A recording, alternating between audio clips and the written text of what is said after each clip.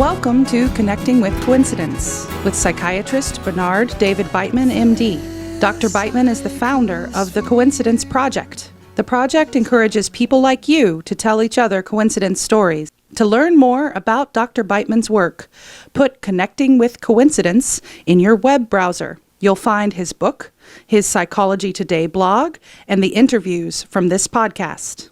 And now your host, Bernard Beitman, MD.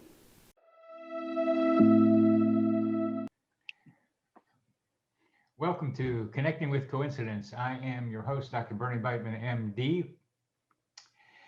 And we are here to bring synchronicity, serendipity, and meaningful coincidences into your life. So thanks for listening and watching this podcast. In psychotherapy and counseling, the relationship between therapist and patient can be a microcosm of the bigger world of relationships. Patients sometimes mirror what the therapist is dealing with. Friends, relatives, acquaintances sometimes mirror your listener, our listeners and viewers. They mirror what you are struggling with, trying to manage. Therapists can learn from patients. Being a therapist, and catch this one, being a therapist is the only way to be in therapy without having to be the patient. Recently, two of my patients mirrored me. One told me too many details when telling a story or a situation. The other excessively blamed herself. I see these qualities more starkly in me by helping them with their mirror problems that mirror my own. Our guest today knows this psychotherapeutic mirroring from personal experience as a therapist, enough so that these synchronicities led her to formally study this phenomenon in her Ph.D. dissertation. Yvonne Smith Tarnas is a Jungian analyst in private practice in San Francisco. She has also studied astrology since 1973. Yvonne received her doctorate at Pacifica Graduate Institute and her dissertation titled Destined Meetings, Synchronicity, Intentionality, and Archetypal Meanings in the initial therapy session. Yvonne has presented her integration of psychotherapy and astrology in many places, including the British Astrological Association Conference. Welcome to the show, Yvonne. Thank you so much, Bernie. Happy to be here. And happy to have you. So this is quite interesting to me, what you've got, what you've done, what you've described, and that particularly it's at the beginning of sessions that this happens, that you have this thing happen with people. So would you tell us about that? Yeah, I think why it seems to happen at the beginning is that there's sort of a more fresh sort of potentiality that exists in the introduction. There's a lot of hope and anxiety coming in. People want to imagine that this person that they're coming to see is going to make a big difference in their life, and so that there's a more of a curiosity and I think just receptivity to something new happening. And by allowing that field to open up, it also brings in this constellation of synchronistic phenomenon that we're talking about. That's a very good description of what happens when people are walking into therapy. I think what I've been able to conclude more generally is that when the circumstances are such that a person has a lot of need, is in high emotion, and also is in some kind of life stressor, that increases the likelihood of coincidences. And psychotherapy is all of that. So the likelihood of being coincidence happening in psychotherapy is higher than just generally speaking. But then what you add on the first session, that's a new thing. I like to think about transitions like that as also being rich with possibilities. We're going from one thing to another. So that's what you're dealing with. Now, one of the stories that you've told us, and I'd like you to tell us, is about your patient Kate, because that's paradigmatic for what you're writing about. Oh, yeah, it was definitely an experience I had to put into context. So shall I just go into the story for you? Just go into the story, please. Okay, so I was waiting for a brand new patient to come in. I had not seen this person before, and I began to start feeling anxious within the hour as it was starting to come into, the 5 o'clock point. And I thought, well, maybe this person isn't going to arrive. Maybe there's something that's happening and they're not going to show at all. And I began, as I sat there, thinking about my brother. Now, my brother is 4 years younger than me. He was born with several mental and physical handicaps. And I began to notice how guilty I was feeling about the fact that I was doing well, that my life was going well. And he was living in another state at this point, as a paraplegic in an assisted facility, and had a long drug problem. And as I was kind of in the mix of this thought, I hear someone at my door. She's arrived and apparently had lost the address and found her way. And she kind of settled down and we began talking. And she told me that she just was really coming in for help because she wanted to embrace her life. She wanted to understand why, even when she was happy, she felt guilty. And she felt that she was caught in sort of a kind of perfectionistic orientation that was trying to do everything right, that was making her more and more anxious. And I wondered aloud to Kate, we'll call her, if there were particular messages in the home, about perfection growing up. And I added, obviously from this rumination of my own, that sometimes someone else in the home needs so much more that there's no room to be imperfect.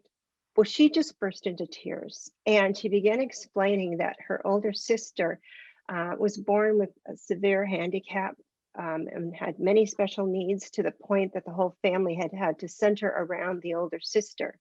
And at this point, her sister was living in another state, like my brother, and had estranged herself from the family, had a drug issue, but was also a paraplegic.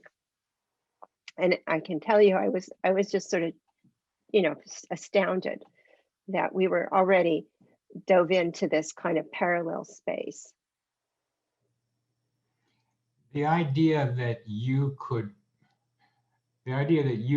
bring up the possibility that there was no room in the house not to be perfect, based on what your ruminations were before, which I'm pretty sure, at least in the old standard way of thinking about psychoanalysis, Freudian psychoanalysis, that is solipsistic, Yvonne. That's all. I know. It's all about you. It's heretical in a way. You shouldn't be doing that. That's talking using. That's heretical. That's. I mean, talk about that. I don't even know what question to ask you here. That's such an interesting thing to do as a psychotherapist, that you do that. I do that not quite as precisely as you just. Well, I have to say, Bernie, I don't know that I was fully conscious of it. I was so led into the story that almost blended with my experience that I had just had. This is not my own reverie was not a place I spend any time in. It just came in that moment before she showed up. I didn't mean to do it, doctor. It just happened. I know, right? Our unconscious is always leading the way anyway. Well, subconsciously, yes. But that you had the permission to do that, I mean, in your training and the way you think, is what's so contradictory to, like my therapist, who thinks she's psychodynamic. I don't know what she is, but she doesn't bring herself in. And you brought yourself in, however subconsciously, consciously, that you were thinking about it then. But you thought about it, it was there, it was proximate, you saw the possibility, you saw that it might fit, but you didn't know this person very well, but it might fit. And she cried because you hit it right on the button for her. Yeah. That's good therapy, of course, I think, and you do too. But it's not standard. It's use of yourself. Exactly. In therapy. That's humanistic. That's something as psychotherapy is developed, that's still not what a lot of therapists do. Except I think when they get older, they do it more. I think that happens. Yeah. And that's how else do you do that when you're doing therapy where you sense a potential mirror of your relationship? Well, they come in, one of the things that comes up often for me, and in the study that I did, is these the parallels of one is thinking about something, like I'll have a thought about something that seems somewhat random, and the patient will begin talking about it. Now, one could say that I have a really strong intuition, which I think is the case too, but it doesn't come up in me in other ways. I am sitting with someone and I'll have that experience, and I'll notice where it sits in me and start kind of seeing and tracking if it's the similar situation for the patient, and open it up that way. And where it comes from, you call it intuition, which is such a wide open thing. Yeah. It means I thought it, but I don't know where it came from. Is what it means, or I felt it, and it could be telepathy. It could be that both of you are connected at some place in the psychosphere, as I call it, our mental atmosphere, coming together and doing it that way. But it happens, and that's what's it happens. And you have confidence in it. Now, one of the things that I find potentially interesting to our audience is that most of them are not psychotherapists. But psychotherapy is a paradigmatic in a relationship that has its analogs in outside of therapy. And I wonder if you could do a little generalizing, and then we come back to therapy, but generalizing about that, the mirroring of between two people. Well, it's the mirroring between two people in terms of finding out that you've been listening to the same piece of music, or finding out that you've both been in contact with somebody that you didn't even know that you each knew. Those kinds of mirrorings occur. I mean that, but I also mean the person starts talking about a problem that's the same as yours. Oh, that happens quite frequently. I think that probably is a common experience for many people. I think it is a common experience for many people. So I just want to confirm that, as simple as it is to say it, that is a common experience. Somebody says this and it reminds me of my problem. Well, that's what I was describing earlier on with my two patients. They're talking about something that I'm thinking about right now. And the fun of it for me was to be able to like help them, and that helps me. Right. Can you comment on that, please? The mutuality concept. Oh, yeah. Well, I think that's something that has been, I think, brought more forward, at least in the case with conferences I've attended more recently with other professionals. There's this acknowledgement that the patient often brings in the very problem that the therapist needs to be working with. And it's a humbling, right?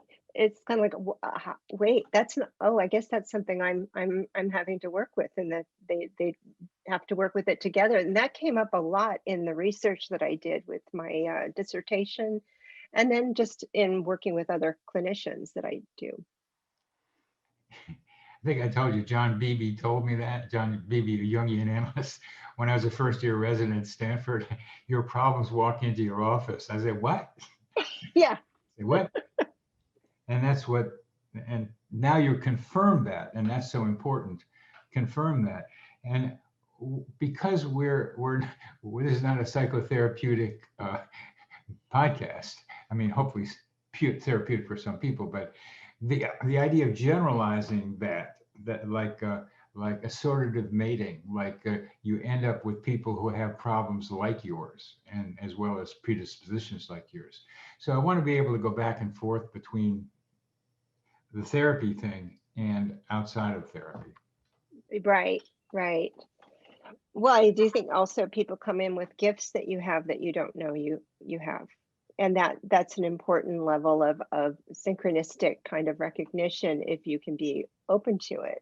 And that's an important factor too. Could you give us an example of that?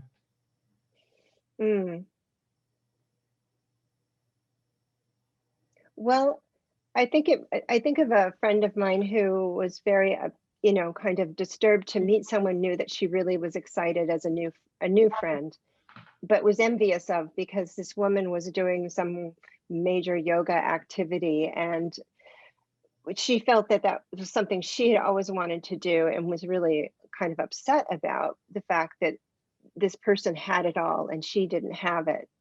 And it was sort of like a waking up for her that she actually had been the one that was resisting her own calling, and used this friend as a kind of example for her to sort of lead into some things that she had been previously um, negating her own gifts for. That is really good, because that's the sort of thing I'm trying to be able to like help people see, that the synchronicity of content in relationships in and outside of psychotherapy. And the more examples we can come up with like that, I think the better. But if you do think of them while we're talking, some more examples. Yeah, I was thinking more clinically, but yeah.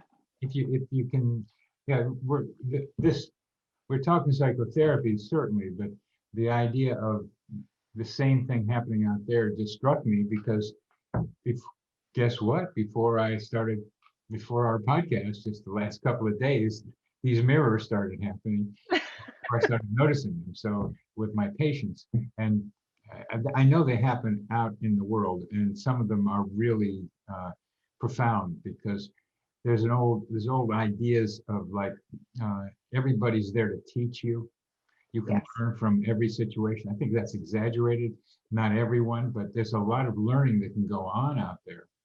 And after all, this is Earth University for some of us. We're trying to figure out what's going on around here, and who am I? Those are basic questions. What's going on here? I don't know. Well, other people can reflect in their search what you might be looking for. I think that's a common experience that most often gets dismissed. This experience of finding that there's sort of a commonality with someone you get introduced to, and kind of being with what comes up in you around that commonality, and allowing yourself to kind of be curious to how that connection is trying to inform you. We might make meaning that seems a little far reaching, but I honestly think that in some ways that's actually the potentiality that's being brought forward. And it happens so much that, it's kind of like when we think about projection, where we think I'm putting a negative thing on somebody, but we also put positive projections on people and think, well, I can never be that. But that, just the fact that that relationship is in action, suggests that actually you could connect with that positive potentiality you see in the other, is actually an aspect of yourself that you are awakening to. And I think it's a really important facet of human, growth that is sometimes just ignored. I love that. I really do. And again, more examples would be helpful. But that the idea that the person who comes to you is potentially awakening potentials in you, if you allow that to happen. The admiration you can have for somebody. I'm going to have lunch with a guy I haven't seen for a long time. Is a trumpet player. He's a very good trumpet player. I'm not going to become a trumpet player.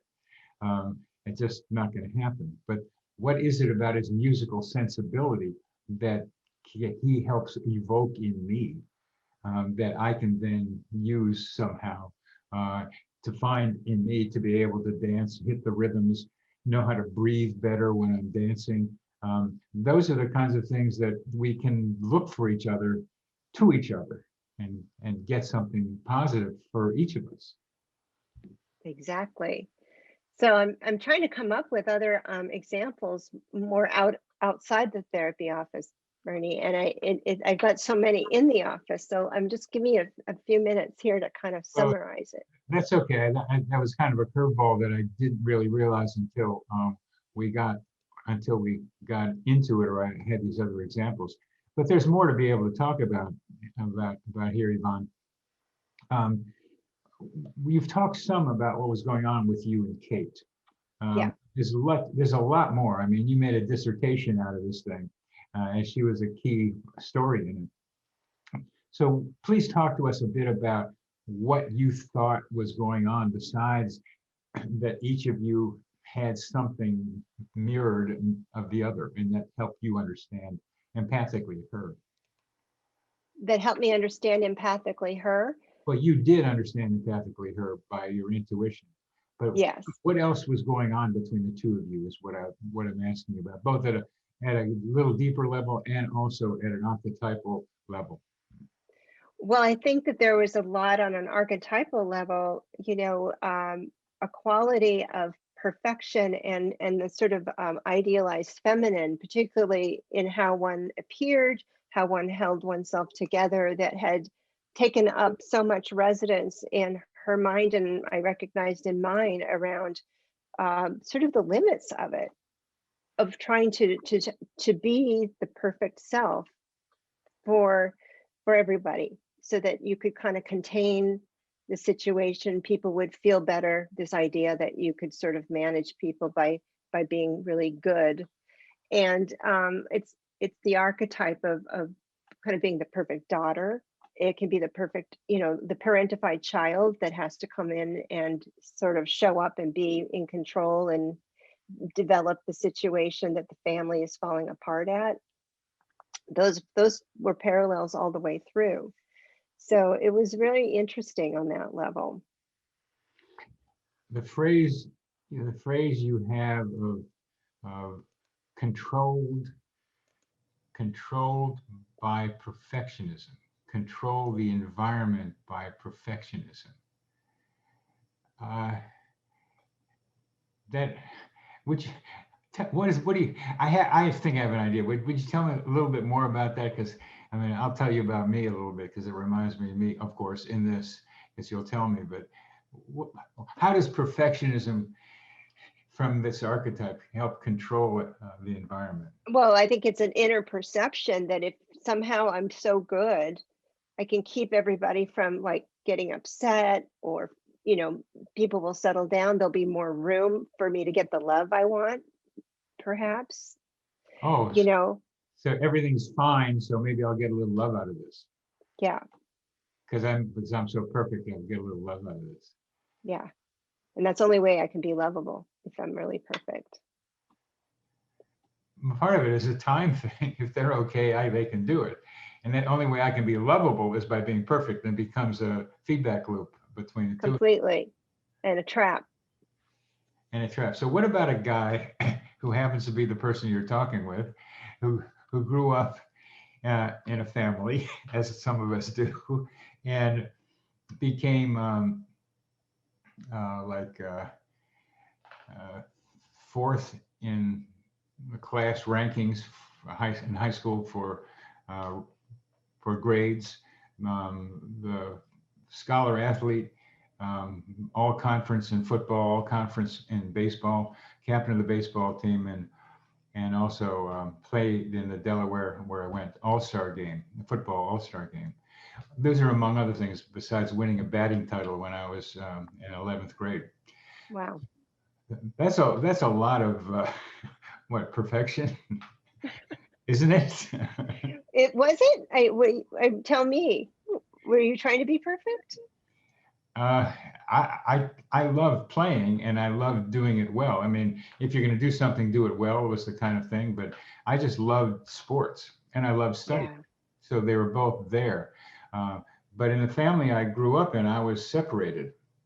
My brother, I often thought, who was younger than me, my brother was an only child in that family. So that meant I was an only child in that family. We had two different families with three different people in it.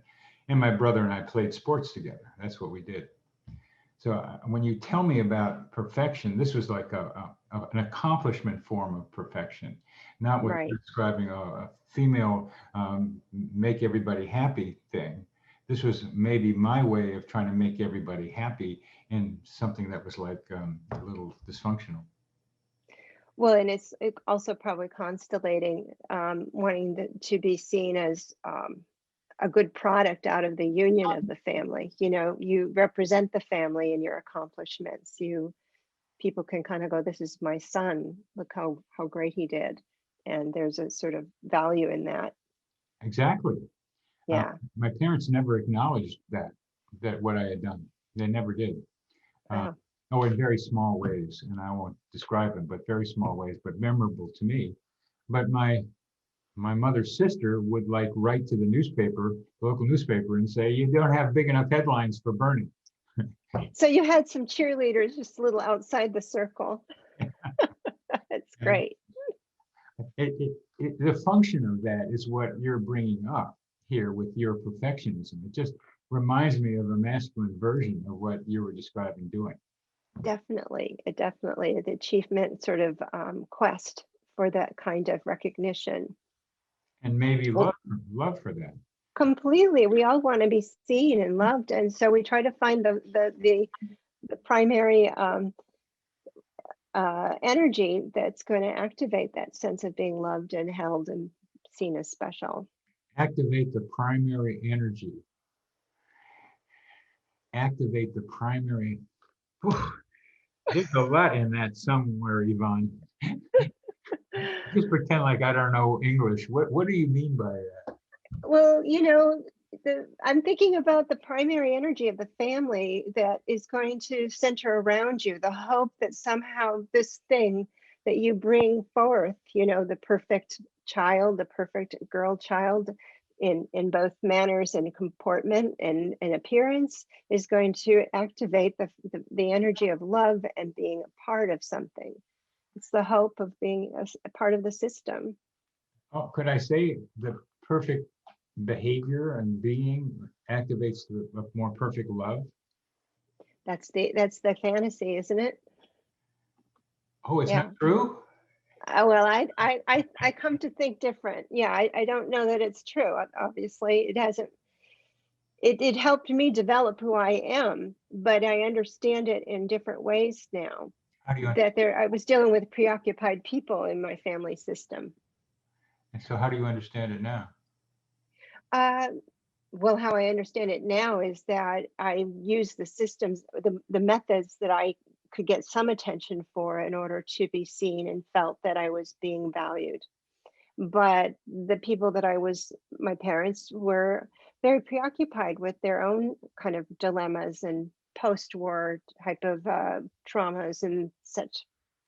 And so I have a deeper understanding of the bigger circle of chaos I was living in. Yeah, you didn't know as a child and young growing up, you didn't know their minds very well.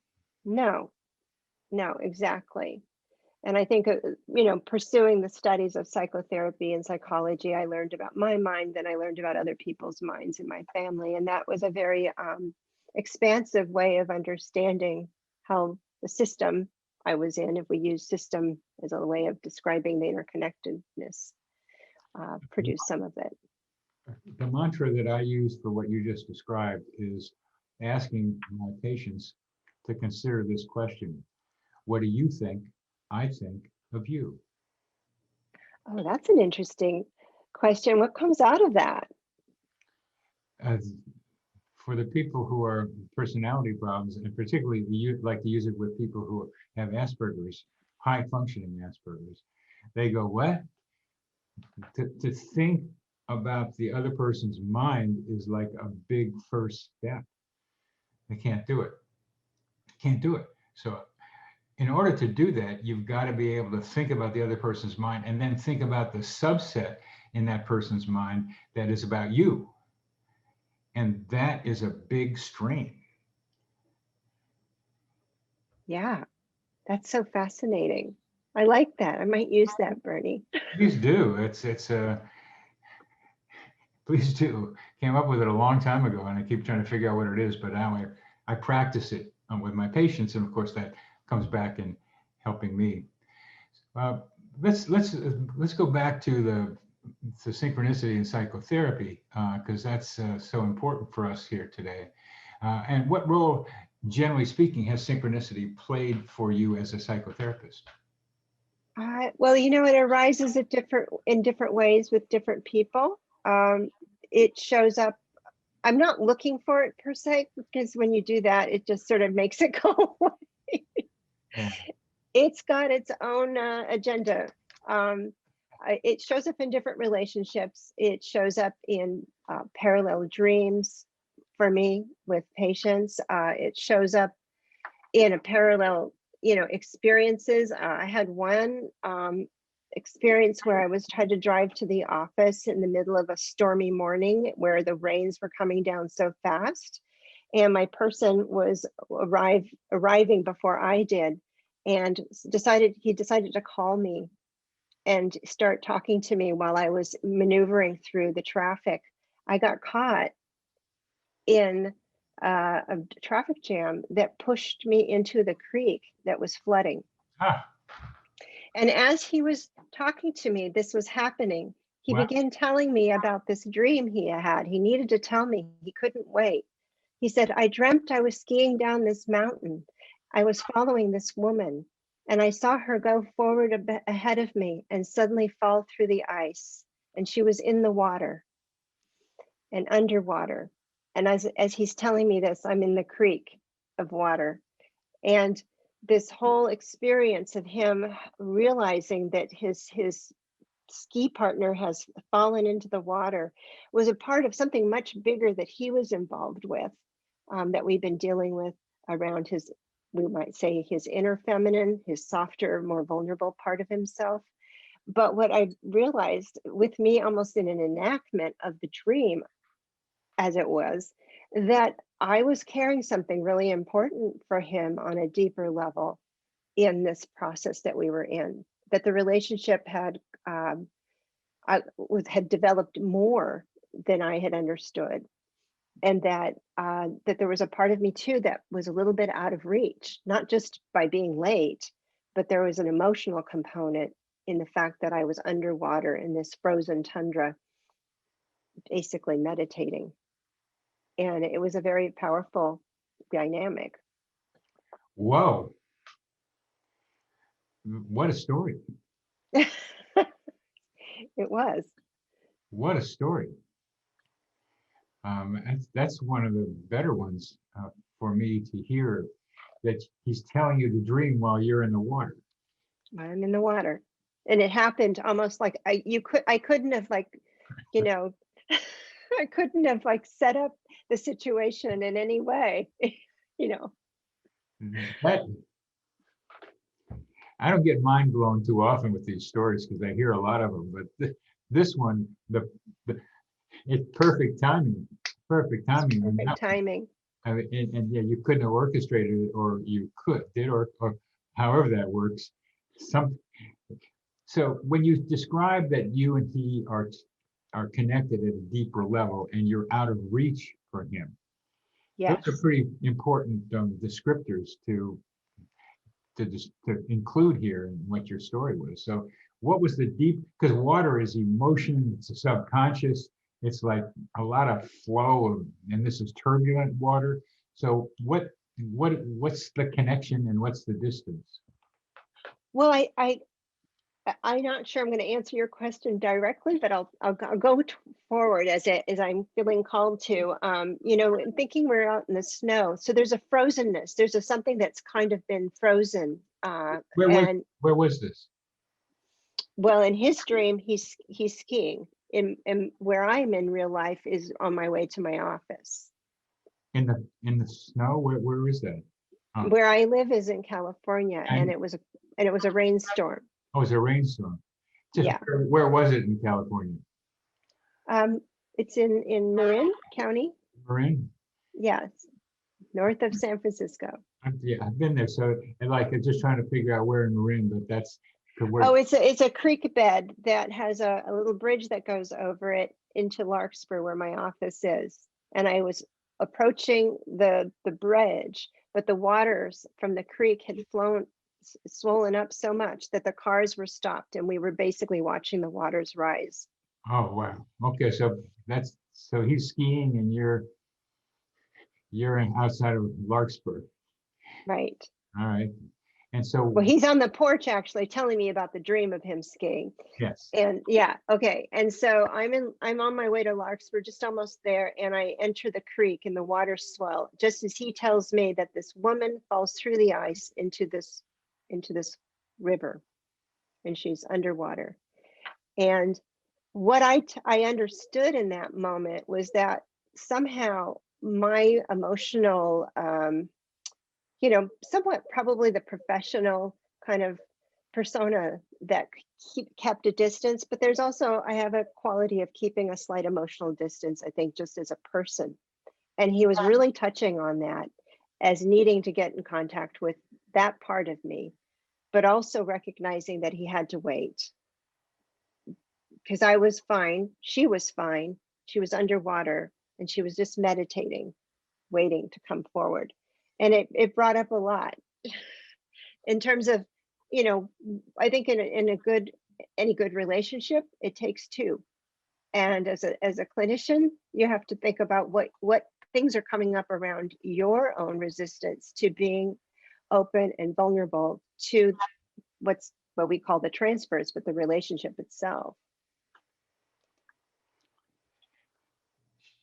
The woman in the dream fell through the ice as in underwater. You're off near the bridge going into Larkspur, almost underwater. She's meditating and you're waiting when watching and you're listening to his story while you're there. If there's anything that will connect a patient and a therapist, it's a story like that. Yeah. And we ended up talking a great deal about it because when he understood what had happened, he felt like something magical was going on, as did I. Yeah. And it brought up a kind of understanding that he could trust me, that there was this other layer that might be also holding the therapy. I think it gave him a sense and me a sense, in the Jungian sense, that there was the self, what we call the larger self, that was connecting the therapy. That is now where I'd like to go, Yvonne, is because you, as a Jungian, are also theoretical as well as practical. And here we have this very clear image of the two of you. And now you're talking about it and it brings you together for sure. And much to say, and much for you to learn about your emotional distance and his connection to you. But I'm also very curious about how things like this happen. Right. This is so weird. Yeah. It gets up there with Jung's scarab, which has a lot of variables in it that made it more likely than Jung made it seem to be, because there are a lot of Rose Schaefers flying around in the Zurich area in the spring. A lot of roses, a lot of those things. And it may not have been so unlikely. This one, the timing on this one, I'm very into the timing of things and the clarity of it, because Jung had to get up to open the window. So he made that happen. This one is like both of you, just one dreaming and the other one driving, and this happens. So it's clean. Yeah. It's a clean example of something that's really highly unlikely. And so it raises the question of how did this happen? How do you understand? How do you explain it?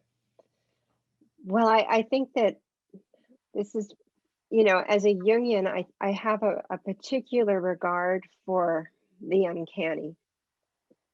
The what? The uncanny, the things that we can't explain as being part of a larger self, that this idea that the self, the capital S self in the Jungian terms, is sort of kind of a cosmic arranger, we might think, that there's something, a greater consciousness that we participate in that's bringing us into connection and relationship. But it's also, I think one of the things about synchronicity, it feels sometimes like a perceptual opening to maybe a reality that we don't really live in all the time, but is available to us. Absolutely, and that's why I study coincidences, because coincidences with synchronicity is a subset to me, reveal how reality works. And human beings have used coincidences to figure out how things work for a long time. Exactly. And that's part of the reason I'm interested, is like this, it reveals things. But what you're talking about, Yvonne, this reveals is the workings of the self. And the self has been an ambiguous concept to me in Jungian terms, partly because I have a self. And so, yeah, capital S, but yeah, what are you talking about? You're describing this self as having intention. Yeah. What this intention to what? I don't know that we always know. I think, excuse me, there's an intentionality that kind of reveals itself from time to time, that kind of has a subtle nature, and sometimes a very, forceful nature. And I think humankind has a kind of an idea of having superiority of mind over their world. And these moments, for me, awaken me to the fact that there's a greater arranger perhaps involved in the dynamic. And we have to make meaning out of these coincidences, these meaningful coincidences, as we can. They're, in a personal way, but in the greater way, in the work that I've done, I kind of wait sometimes, or I alert to being with people, both in personal relationship and in my clinical work, to see what emerges of this sort, because it starts to feel like it's connecting some dots. Now, what is the self, the greater self in the Jungian sense? I think it kind of reveals itself through our relationships and through our experiences with each other, most often. That's good. We're having to come to the end of our discussion. The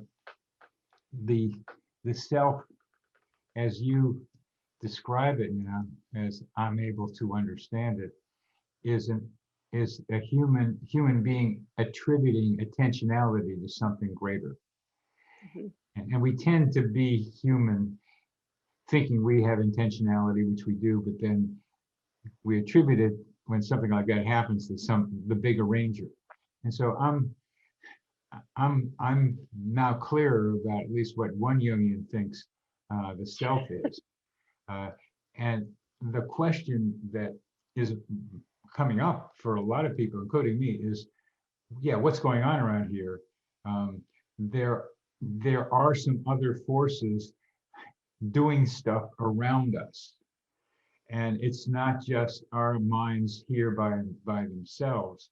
Some of it, my thinking still is that some of this intentionality is a product of our human mind, this mental atmosphere, the psychosphere, that we are creating these needs and fulfilling them in some ways for those of us who are able to do it and want to think it and be able to be open to it.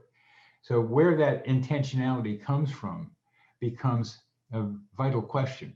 And right now it's this mysterious self, as you as a Jungian call it, but it's a holding place for me of like trying to figure out what else is going on that is influencing us collectively. Yes. Well, that's a big question too, because I mean, we can bring in religion and all of that and how people organize, I think, the self and put it into some forms of religious perspectives, right? Right. But I feel like it's more than that. It's even further out from that. Well, as we used to say in San Francisco in the old days, as you say further out, I'll say far out. Far out, yeah. It's far out. That's far out. Just how far out? I think it's the levels of far outness, and I'll go with that.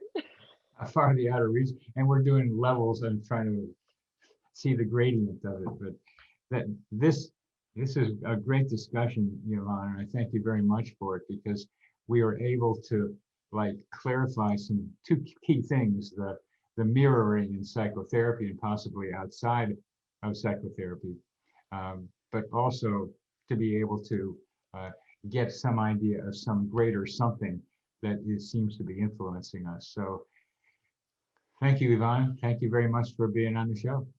Thank you, Bernie. It was a pleasure, and I hope you have a great week. This psychosphere is our mental atmosphere, like a hologram of cosmic consciousness.